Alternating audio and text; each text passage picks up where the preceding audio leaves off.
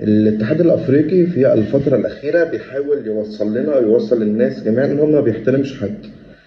الهلال السوداني عنده مشكله من يعني كل الناس عارفه طبيعه المشكله ان نهضه بركان اشرك لاعب كان المفروض هو موقوف بسبب المنشطات من جانب الاتحاد الافريقي وان هو يشترك في مباراه الهلال السوداني، وبعد ما اشتركه تسبب في ضربه جزاء وفريق الهلال السوداني تم اقصائه. ولكن في الفتره الاخيره الكاف ما بيردش على الهلال السوداني. الهلال السوداني بعت خطابات، بعت شكاوي، بعت مراسلات شخصيه للمسؤولين في الاتحاد الافريقي ولم يجد اي رد. عشان كده الهلال السوداني اتجه للمحكمه الرياضيه. عاوز اقول لكم يعني اللي بيحصل في الاتحاد الافريقي حاليا حاجه معناها يعني من يدير الاتحاد الافريقي هو شخص واحد، والشخص ده ليه مصالح واحده.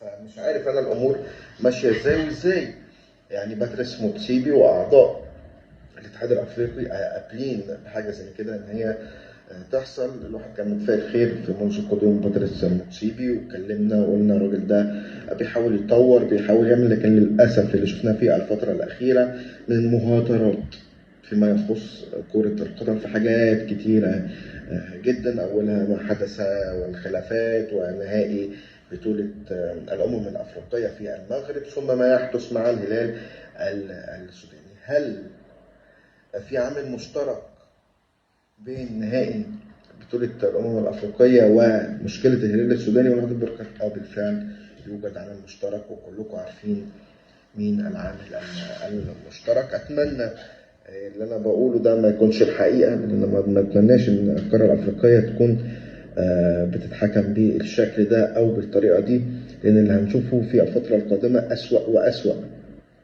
فيما يخص التحكيم بقى في القارة الأفريقية هناك ملامسات وكوارث في لجنة التحكيم في الاتحاد الأفريقي يعني خليني أقول لكم، مش عايز أقول كلمة حكام ملاكي مش عايز أقولها، ولكن يعني اللي عدى حاجة واللي جاي حاجة، ومن الواضح كده يعني إن النفوذ بدأ يزداد بقوة. وخلينا نشوف المحكمة الرياضية هيكون رأيها إيه فيما يخص موضوع الهلال السوداني.